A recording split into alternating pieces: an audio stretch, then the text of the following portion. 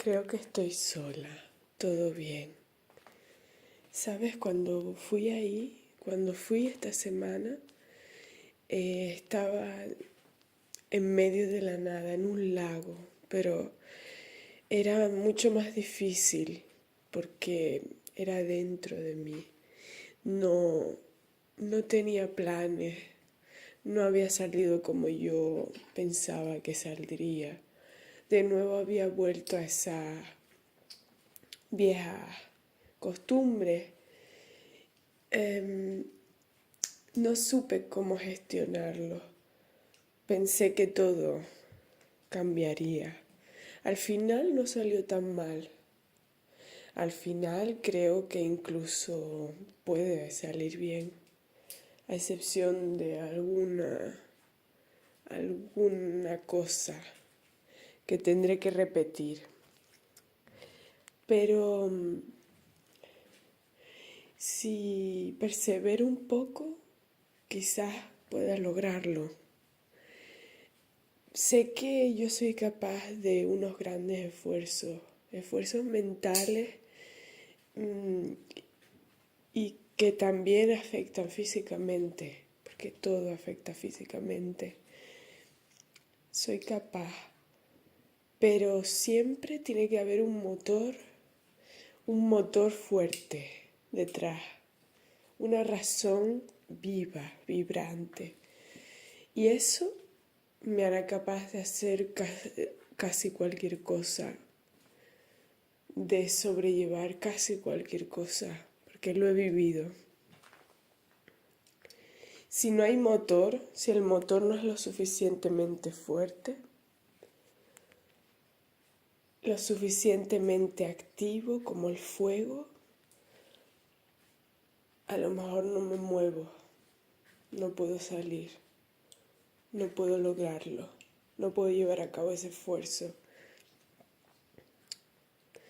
Me inmovilizo, porque el motor tiene que ser lo suficientemente fuerte para poder demostrar yo que soy capaz de todo, por lo importante.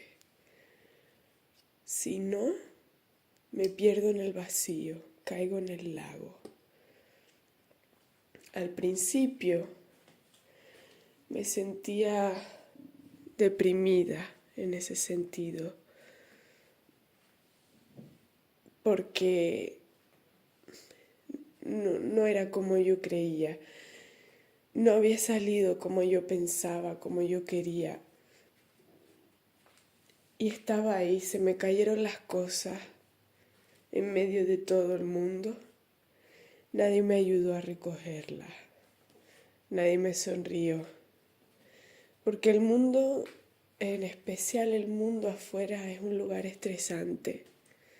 La gente está ocupada, no, no salen afuera de sus propios cascarones.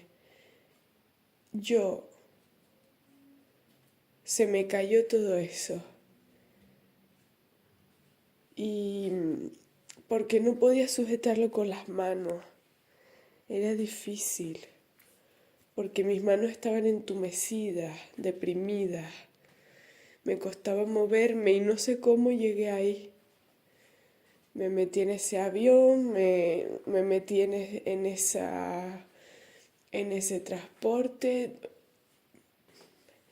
Creo que había una fuerza misteriosa, lo que sea, algo que estaba haciendo que no tuviera que hacer grandes esfuerzos para poder llegar a ese puerto, ese día, porque no tenía fuerzas ni energía, no podría haber corrido, no podría haber tenido la oportunidad de matarme para demostrar que soy capaz de eso, por lo importante, aunque sé que soy capaz, porque ese día era el vacío. Yo pensaba que todo estaba vacío. Yo pensaba que probablemente tenía que volver a replantearme mi vida, a replantear un nuevo rumbo que no conocía pero que tampoco era agradable, era como esa sensación de fracaso, de al final, a pesar de todo, terminar sin nada. Y habías pensado que estabas haciendo las cosas por algo, pero ese algo nunca llegó, porque para luchar por algo tienes que creer y tienes que amar. Y yo, en esa habitación, sobre esa cama ahí en una esquina, ¿qué amaba yo? Más que cosas abstractas. Yo amaba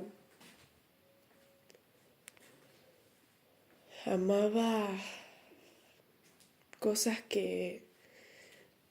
a las que no tenía siquiera acceso, porque no las comprendía realmente en profundidad. Las cosas que no comprendes, no las puedes tocar, nunca las podrás amar de verdad. Debes conocer primero, luego comprender y luego amar. Y yo, creyendo que todo era tan maravilloso en mi mundo de ideas, en esa esquina de esa habitación, ¿qué tenía yo? Más que mi propia mente, más que mis ilusiones y mi voluntad hueca e ilusoria también. ¿Qué tenía yo aparte de eso? ¿Tenía un sueño? ¿Qué sueño? Si mis ideas nunca eran concretas. ¿Tenía un objetivo, eso que tanto dicen que hay que tener en la vida? Pero ¿qué era la vida humana? ¿Qué es esta experiencia? ¿Cómo hay que sentir? El problema era que yo era demasiado filosófica y me quedaban las preguntas fundamentales, en las preguntas que eran concretas, pero eran tan fundamentales que parecían abstractas en esta vida.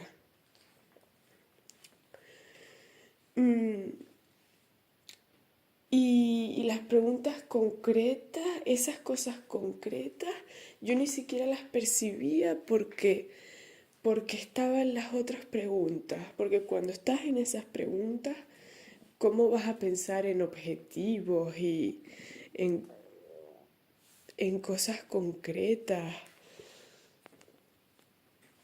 ¿Cómo vas a pensar en la necesidad de sacrificarte para hacer algo concreto?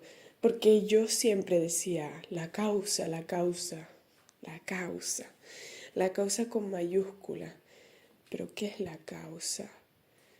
La vida no es una causa. Y yo perdida en ese romanticismo ideológico feroz y quizás enloquecido, había terminado ahí de nuevo, en algo que parecía bueno, pero que al final se convertía en lo mismo, como cada cosa. Yo arrastraba un cadáver, ¿sabes? Ese problema o esa cosa de la que no te puedes deshacer hasta que no cambie algo dentro de ti. Y no tienes por qué cambiar tú, sino tu visión de las cosas, tu perspectiva, ser capaz de ver más allá. En mi caso de las cuestiones fundamentales, en mi caso del sentimiento artístico hacia la vida, de lo poético, lo poético. Porque lo poético lo es todo, pero ¿cómo vas a vivir ahí? Y, y ese día que pensé que me iba a tirar por un puente, no mentira, no tenía energía, tenía que meterme en ese avión y ir al metro y luego un bus y de todo. Al final salió todo, pero yo caminaba, incluso caminé hacia el supermercado, allí, tan lejos, en la periferia, y compré la comida y no sabía ni cómo. Estaba vacía por dentro, como alguien a quien le hubieran devorado las entrañas. ¿Qué había dentro de mí sino el eco de un fracaso que se anunciaba con anterioridad? La falta de pasión que siempre me atormentaba. Porque un ser tan apasionado como yo necesita un estímulo potente, una razón potente, algo real. Y quizás yo era un poco autodestructiva sin darme cuenta porque una idea abstracta, una pregunta filosófica nunca será un estímulo o un motor lo suficientemente poderoso, potente para, para, mejor dicho, real, no abstracto, para poder moverme y desbloquear esa pasión que era tan fuerte y estaba flotando, pero tan fuerte, tan desubicada, tan incapaz, que esa pasión se convertía en un sentimiento apático y depresivo. Paradójicamente lo contrario, la antítesis de mi estado original. ¿Yo? ¿Depresiva? Pero esta pasión, ¿cómo va a ser posible? Son los polos, una pasión tan fuerte, si no la puedes dejar salir, si no puedes permitir que se realice, que se manifieste en alguna forma real,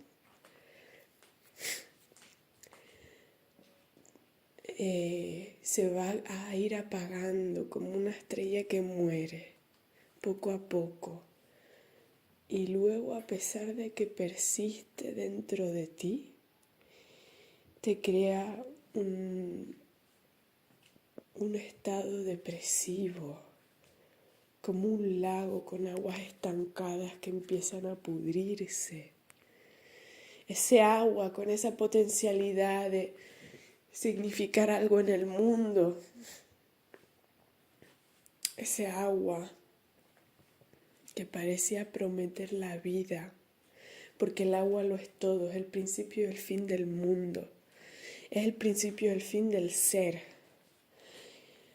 Ese agua, al final, ¿cómo podía acabar ahí, estancada y podrida, sin nadie a quien nutrir, sin nada por lo que respirar, sin un paraje al que elaborar, al que adornar? No, era mucho más que un adorno, era la nutrición del mundo. Y yo era así, yo he sido así. Parece que prometo mucho, que tengo mucho y de repente no tengo nada.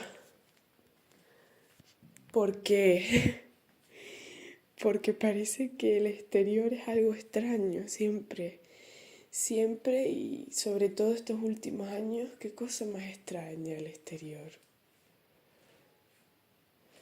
Y no he sabido cómo adaptarme a esas demandas, porque yo pensaba que era posible una vida un poco más abstracta, un poco más, un poco más idealizada, sin tener que someter una parte de ti. Pero claro, esto no es así, esto no podemos flotar, no podemos volar aunque creamos que seamos pájaros. Yo sé que soy un pájaro, pero ahora mismo no me puedo tirar por el balcón porque sé que me mataría, sé que no podría volar. Y sé que siempre digo que las leyes, ¿quién me dice que la ley física no va a cambiar porque todo puede ser una ilusión, una proyección interna, porque todo puede ser cuestionado filosóficamente, porque la física y la ciencia que estudia lo físico puede estar en lo cierto, por supuesto, pero desde nuestros parámetros, desde nuestra percepción, esa, ese carácter categórico y dogmático no es posible realmente, porque sé que siempre estaremos mirando la realidad desde nuestros propios ojos. Eso es una realidad. Por eso nadie me va a decir a mí que si yo ahora mismo me tiro, eh, eh, no hay probabilidades, no hay una posibilidad de que de repente me salgan alas y yo pueda volar. Yo sé que puede pasar, yo lo sé porque tengo los ojos abiertos, yo sé que puedo convertirme en un pájaro, pero no se puede vivir así, aunque sea maravilloso. Si todos tuviéramos ese pensamiento, sí se podría vivir así. Pero como el mundo no está hecho para esa visión, acabas machacada. Y luego esa pasión no tiene una dirección concreta, ¿no? Está como flotando, es como yo siempre me digo a mí misma que estoy flotando. ¿Cómo puede ser tanta iniciativa, tanto espíritu de cuestionamiento, tanta curiosidad intelectual y existencial? Y al final, que quede en nada, que quede en una cosa en mi habitación, que no pueda realizar en mi vida un plan. Y es algo real, no puedo evitarlo. Y ese día cuando fui allí, hice eso, yo creo que protegida por quien esté allí, quien esté aquí, que pueda ver a través de nosotros mismos eso, como yo defino la divinidad. A lo mejor me protegió para que yo en ese estado, sin energía, pudiera llegar al lugar donde tenía que llegar. Y al día siguiente hice lo que tenía que hacer, porque ya estaba ahí, estaba todo ya hecho, solo quedaba mi voluntad, a pesar de sentir que nada saldría bien. Yo tenía que hacerlo porque costaba un esfuerzo, tanto a mí como a otros, porque estaba ahí y no tenía otra cosa que hacer y sería muy malo no hacer nada. Aunque supiera que fuera a fracasar, porque muchas veces tuve un sentimiento muy pesimista, porque veía que no lo había hecho como yo pensaba que lo haría. Tenía que hacerlo y al menos intentarlo. Intentarlo incluso cuando piensas que vas a fracasar. Quizás no fracases, quizás sí. No seamos tan idealistas, tan... yo sé cuando hago algo bien, cuando hago algo mal, cuando hago un trabajo, cuando no me esfuerzo lo suficiente. Y tuve pequeña crisis.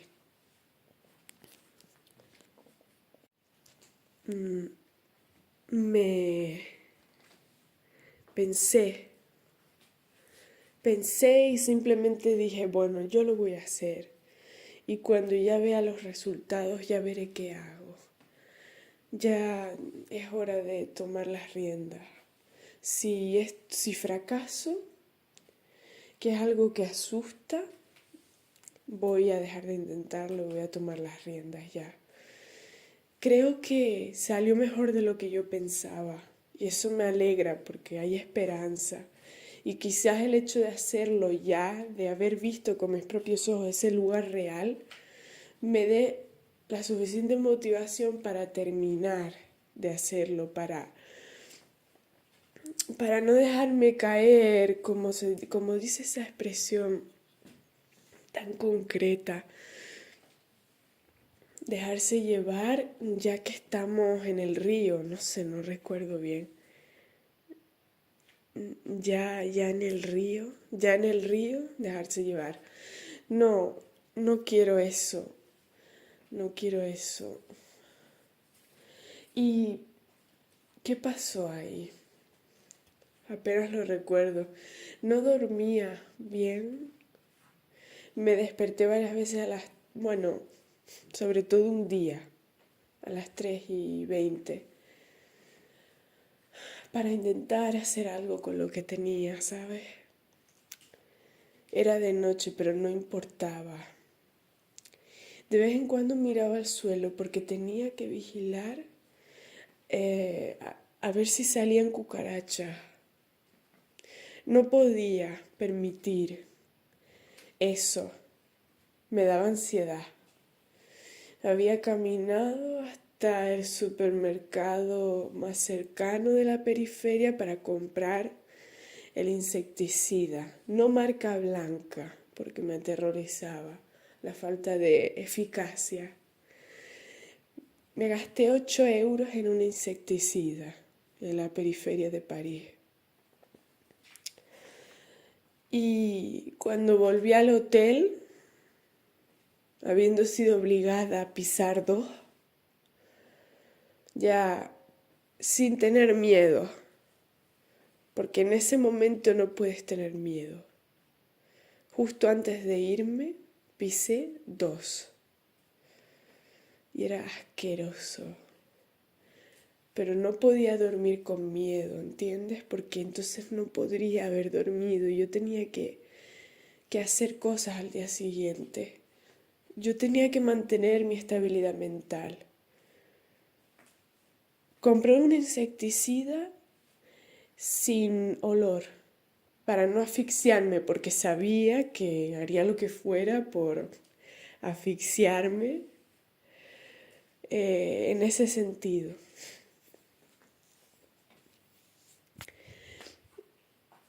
Recubrí todo el suelo con esa cortina etérea que me prometía una salvación, es una forma de decirlo. Era polvo, era aerosol, era algo que me contenía, que contenía el miedo, era lo único, la válvula de escape, esa posibilidad, la necesidad de resistir. Luego comí, hice lo que tenía que hacer, organicé las cosas. Me fui a dormir, no hice mucho ese día.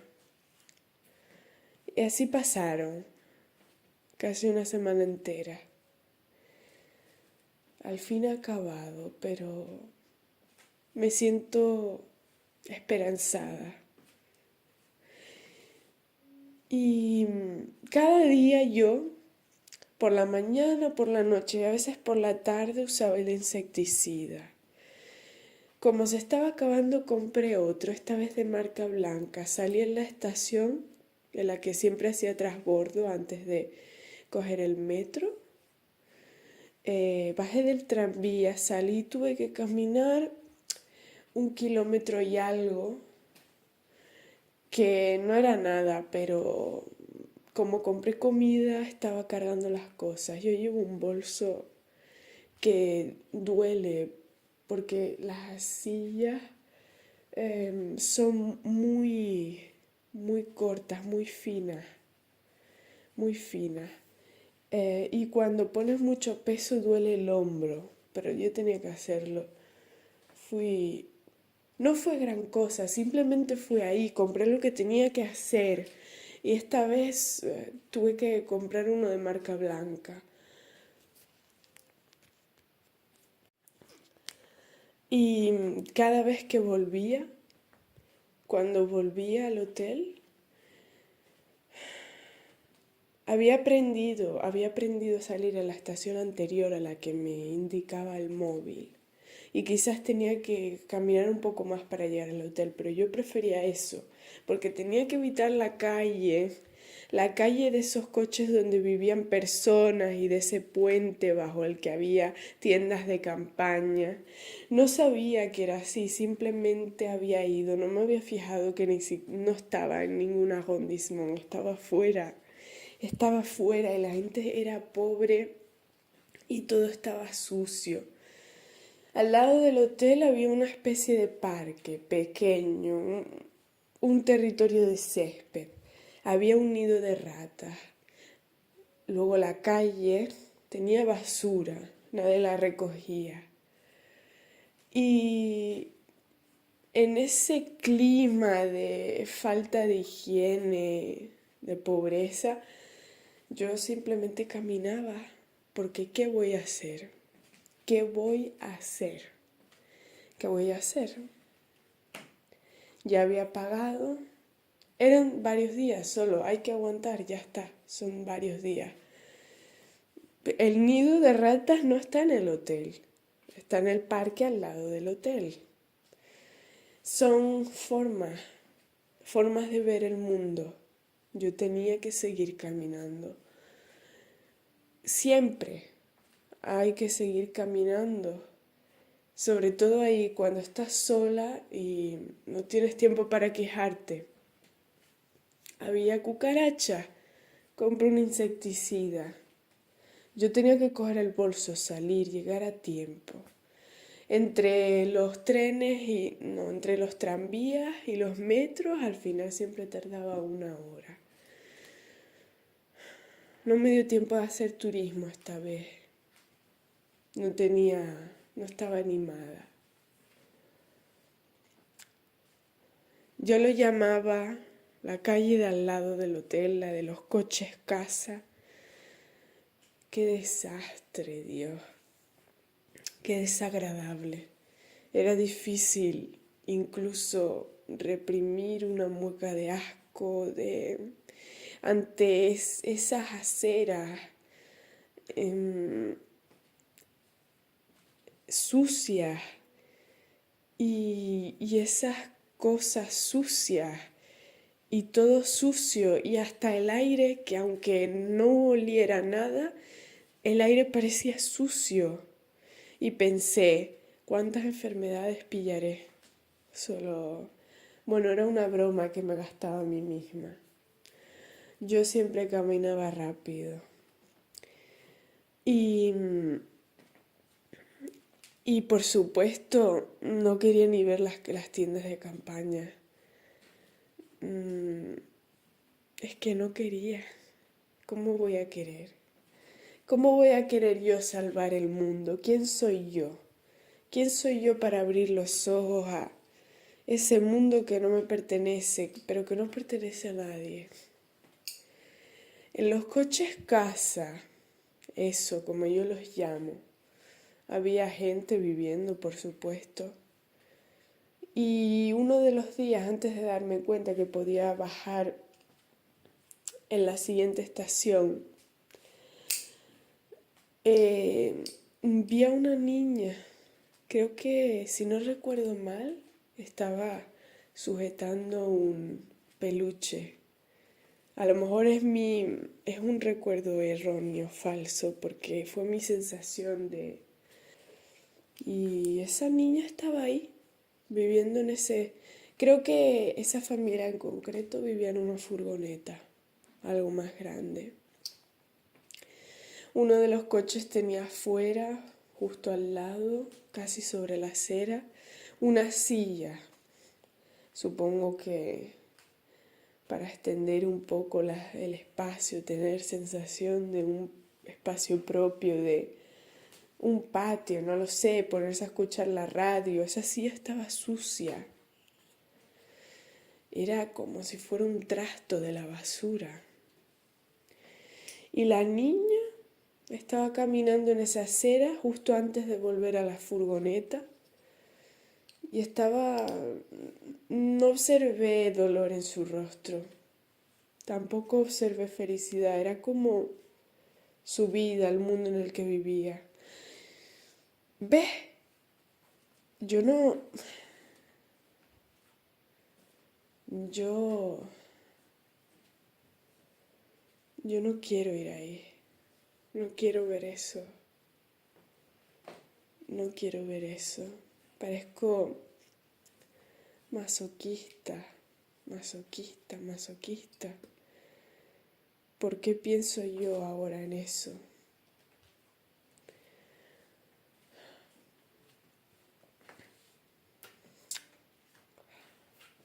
Bueno, se ha acabado todo.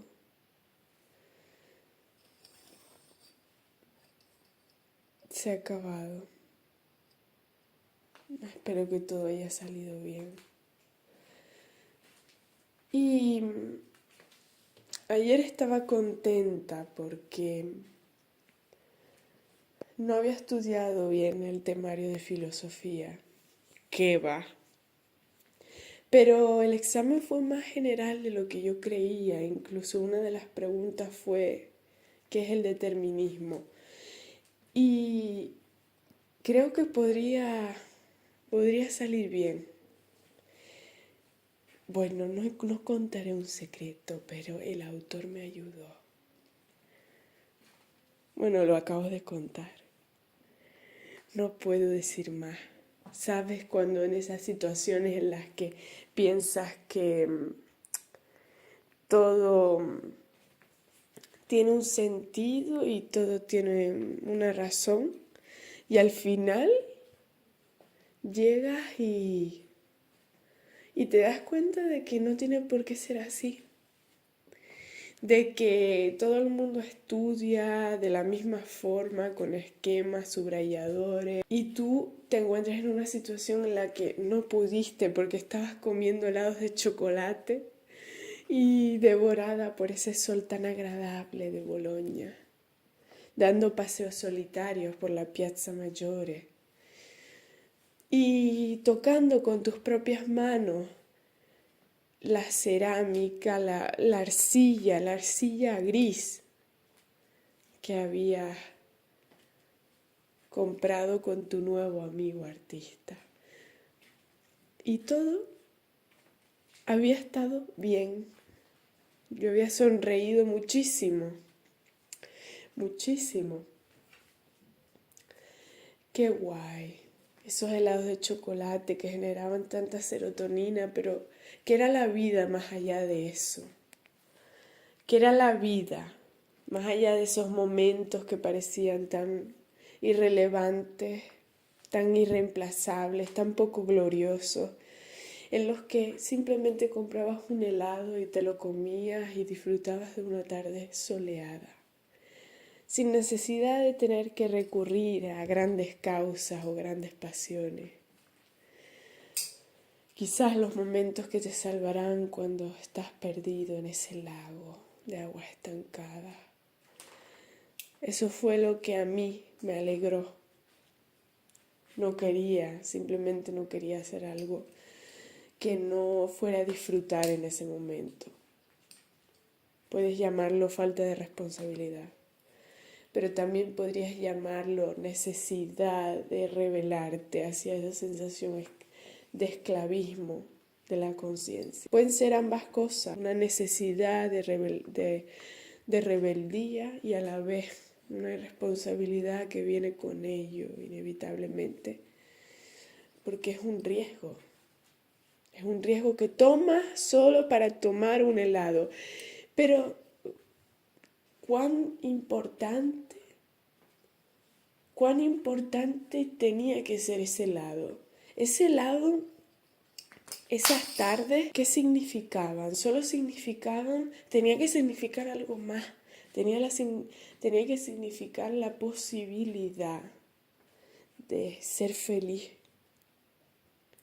A pesar de que corriera el riesgo de que las cosas salieran mal,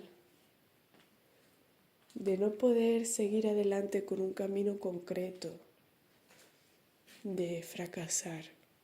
Simplemente me dejé llevar por lo que pensé que era el instinto y la naturaleza, incluso la intuición. Y eso será una excusa. No sé, La vida, no sé qué es la vida. La vida puede ser un instante, pero también puede ser un largo periodo, como un lago que te martiriza, un lago que te libera. La vida puede ir más allá de la muerte. La vida puede ser el ser. La vida puede ser el ser. Y repito esto como un mantra. ¿Qué es el ser? El ser, el ser. ¿Cómo es posible que yo vaya a aprobar ese examen? ¿Cómo es posible que yo haya escrito esas cosas de esa forma sobre algo que no he estudiado? Pero ¿qué tengo yo aquí dentro de mí? ¿Qué tengo yo? ¿Un portal hacia algo ancestral? ¿Hacia algo inconsciente y colectivo, universal? ¿Qué tengo yo aquí dentro? Porque parecía ese texto que hice ayer, eso parecía. ¿Cómo hice eso yo? ¿Cómo escribí yo eso de la sustancia, la duración del tiempo bersoniano, el tiempo como materia, el tiempo como una vivencia personal, real, la vida desde otro tipo de perspectiva, otro contexto, influida por ese concepto de tiempo? ¿Cómo pude escribir esas cosas de la sustancia, de un tiempo sustancial, la duración como alternativa? ¿Cómo pude escribir eso del determinismo? De lo final, bueno, eso era un poquito más intuitivo, de lo finalista, lo teleológico y lo arbitrario. ¿Cómo pude escribir eso? Supongo que eso lo había pensado ya por mí misma, pero la sustancia del tiempo, la verdad, ¿cómo pude escribir yo eso? Parecía. ¿Qué parecía yo? Me asombré porque simplemente dejé que la fuente hablara, una fuente que ni siquiera conozco, algo que está conectado a mí a través del espíritu, de algo dentro. La mente para hacer filosofía, la mente a veces hay que desconectarla. Y dirás, no, eso es para hacer misticismo. Misticismo. Quizás yo estuve haciendo misticismo ayer en ese examen, invocando a los espíritus de los autores. Y lo más divertido, lo más sorprendente es que quizás me haya salido bien. ¿Quién hace eso? ¿Quién hace eso? Pero ¿cómo podía recurrir a otra cosa? Y de repente con esos aforismos, con faltas, o sea, sin conectores, los mensajes directos, pum, pum, pum, como balazos, me di cuenta de que no era yo quien hablaba, era el mundo. No era un pensamiento intelectual, porque el pensamiento el intelectual se articula con conectores, con formas retóricas, conscientes, es una forma mental de expresarse a través de la lengua. Yo no estaba haciendo eso, sobre todo la primera mitad. Yo estaba escupiendo los balazos. Era algo sorprendente y algo real. Era como dejar salir algo que ya tenía dentro, como dejar salir algo que no conocía. Cuando pienso en el tiempo y en la vida y en la existencia humana, aunque yo no haya estudiado, teorías concretas, a mí me salen cosas. Y solo soy joven, yo no tendría que, no sé por qué me salen esas cosas, pero me salen esas cosas como balazos. Y al final todo acabó, salí optimista, compré comida, me las arreglé para llegar al aeropuerto y aquí estoy. Supongo que la vida es esto, ¿no? La vida es este instante, quizás ya preparada para morir. ¿Qué otra cosa tengo yo que esperar? ¿Qué otra cosa tengo yo que concebir? La mente tiene su fecha de caducidad. Lo que siempre prevalece es el corazón. ¿Qué es lo que quieres con este fuego, Mónica? ¿Qué es lo que quieres? Y al final, cuando llegué a ese momento, justo antes de morir yo dije, había una vela encendida, solo una vela encendida en medio de la habitación. La vela, el centro era blanco, pero era fuego amarillo, muy claro, un fuego blanco, se hacía blanco en una transformación.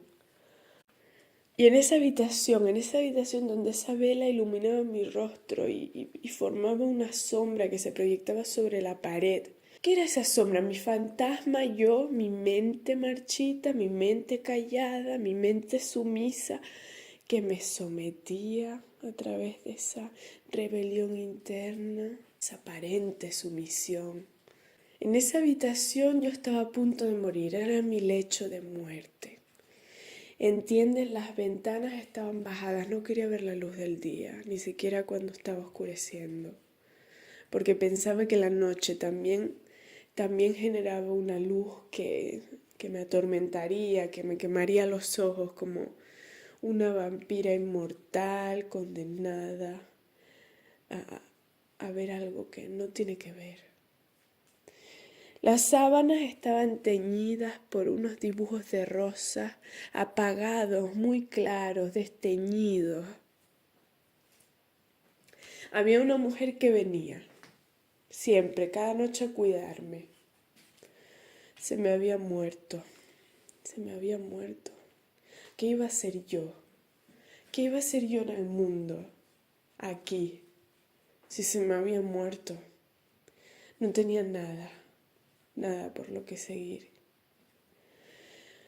Y la señora venía, me traía sopa, me cuidaba como si fuera yo, como si fuera una madre. Yo no tenía que pedir nada, era algo que sucedía. Yo no quería ver la luz de fuera. Y la habitación no tenía más cosas, solo la cama, algún que otro mueble y mi esperanza de poder irme algún día para dejar de sufrir. No podía matarme. ¿Quién se mataba? Se mataba el cobarde. O se mataba las personas que no tenían sentido de responsabilidad. ¿Quién se mataba? Había que cantar la melodía rusa. Había que cantar el invierno. Ese frío. Mientras nadie miraba al leproso, el asco, el deterioro, el mal olor de la muerte, la putrefacción de la mente que se marchita, lejos, fuera, lejos de mí. Esa sensación de que ese olor te invade y te mata y hace que te transformes en esa muerte. Señora, por favor, déjeme morir, le decía. Déjeme morir. yo no quiero estar aquí. Pero la señora siempre venía a traerme sopa, porque hacía frío y no quería dejarme morir así, en medio de esa cama, mientras me pudría intentando prolongar una muerte que ya estaba anunciada. Solo era cuestión de segundos, minutos, horas, días. Yo sabía que iba a morir. Y sin embargo, no tenía miedo. No tenía miedo porque ya no era el mismo. Era un recuerdo. Era un sueño muerto, asesinado. Era la pérdida y el duelo. Ya había dejado de ser yo. Solo quedaba el dolor, incluso cuando el dolor se hacía normal, cotidiano. No podía volver a ser yo, porque la individualidad estaba destruida. No podía. Eso yo lo sabía, pero ni siquiera pensaba, reflexionaba en ello, porque ¿qué había que reflexionar? Ya había muerto, no quedaba nada, no quedaba posibilidad de acabar bien, porque la vida había dejado de ser vida. Era lo más fuerte que me enseñó a mi Dios, lo más fuerte que me enseñó Dios. Es la idea, esa idea tan real de que la vida puede dejar de ser. Mientras uno sigue viviendo. Y yo sabía que seguía estando vivo, que mi corazón latía, que mi yo era yo, pero es que no existía yo. Ya todo estaba destruido como una estructura psicológica que no tiene sentido. Esa estructura psicológica, eso es para las personas que no han vivido esas cosas que yo viví. El yo que no está disociado, el yo que no está destruido, que no está machacado por las atrocidades, es un yo estable y posible solo a través de esa ceguera tan feliz. Y no digo que nosotros seamos superiores a ellos, de que haya un ellos y un nosotros siquiera, pero alguien que ha vivido esto sabe cosas que otras personas no saben.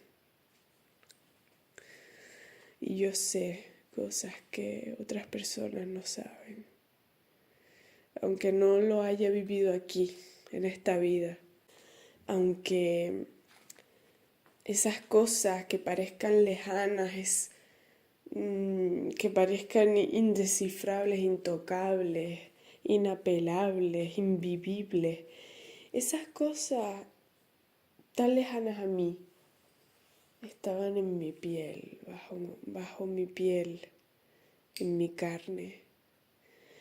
Y esa vela, pero ¿cómo recuerdo yo esa vela? Esa vela justo antes de morir.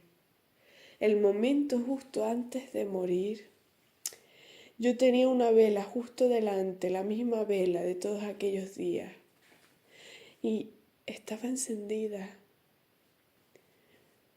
El momento en el que morí, ese fuego seguía encendido. Esa llama seguía titilando. Y justo antes de irme,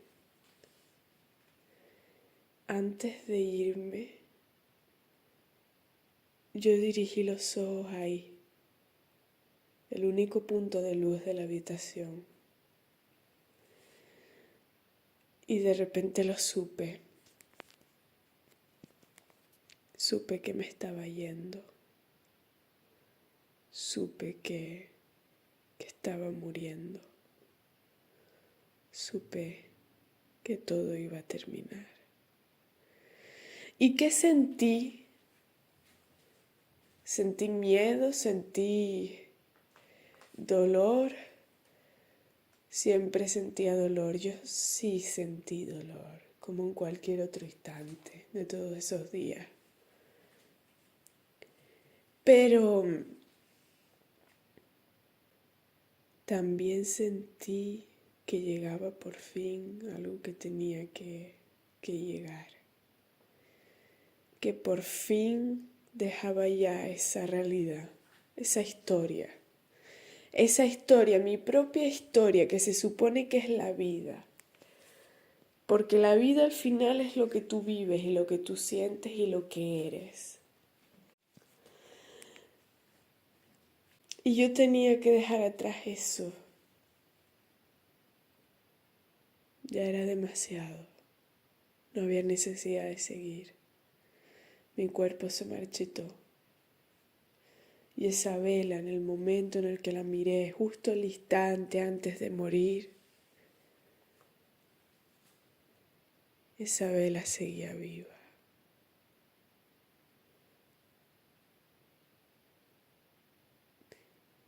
Y luego me fui y nada cambió, porque el mundo siempre sería el mundo. El mundo seguiría siendo el mundo.